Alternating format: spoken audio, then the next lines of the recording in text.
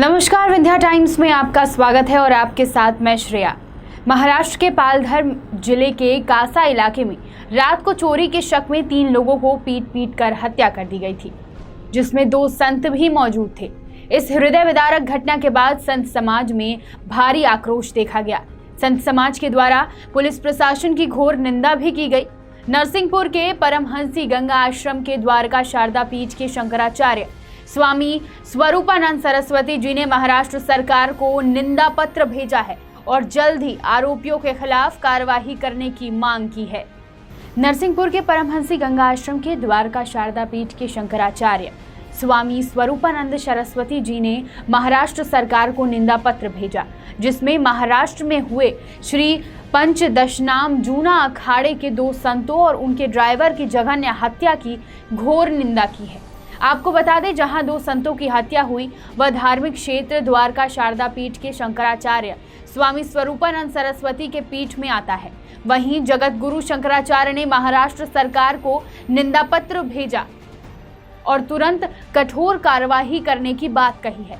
शंकराचार्य जी ने कहा कि ऐसी घटना बड़ी निंदनीय और दुर्भाग्यपूर्ण है।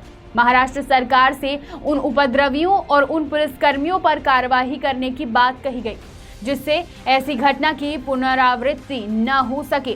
साथ ही साथ महाराष्ट्र पुलिस पर भी सवाल उठाए कि इतनी बड़ी घटना को महाराष्ट्र पुलिस चुपचाप देखती रही, लेकिन किसी की भी हिम्मत इस अपराध को रोकने की न हुई। आप भी सुनिए कि शंकराचार्य स्वामी स्वरूपानंद सरस्वती जी ने क्या कहा।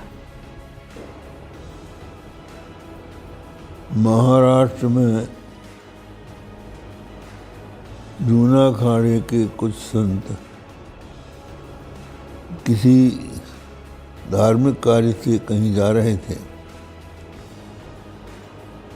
एकाएक भीड़ ने आकर उनको डंडों से मारना प्रारंभ कर दिया और जब तक उनके प्राण नहीं चले गए तब तक डंडे उन पर चलते रहे। ये कितनी निंदनीय घटना है और कैसे इससे लोगों के मन में ये भावना उत्पन्न हो रही है कि क्या संत महात्मा अब स्वच्छंद भ्रमण भी नहीं कर सकते। वे किसी के अनिष्ट के लिए नहीं जा रहे थे और वहाँ पर दुख की बात तो ये है कि वहाँ पर पुलिस भी थी। दुख की बात तो ये है कि वहाँ पर पुलिस भी थी। जब उनके ऊपर डंडों का प्रवाह चलने लगा तो पुलिस को तो कुछ ना कुछ करना चाहिए था कि जब उनके प्राण ही चले गए तब न्याय किसको मिलेगा।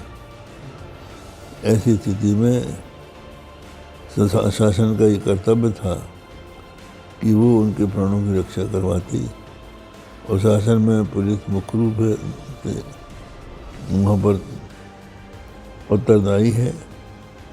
ऐसी स्थिति में पुलिस की निष्क्रियता और जो भीड़ है उसके द्वारा एकाएक आक्रमण करके प्राण का हरण करना ये बहुत ही निंदनीय और सोचनीय घटना है। इसका पूर्ण रूप से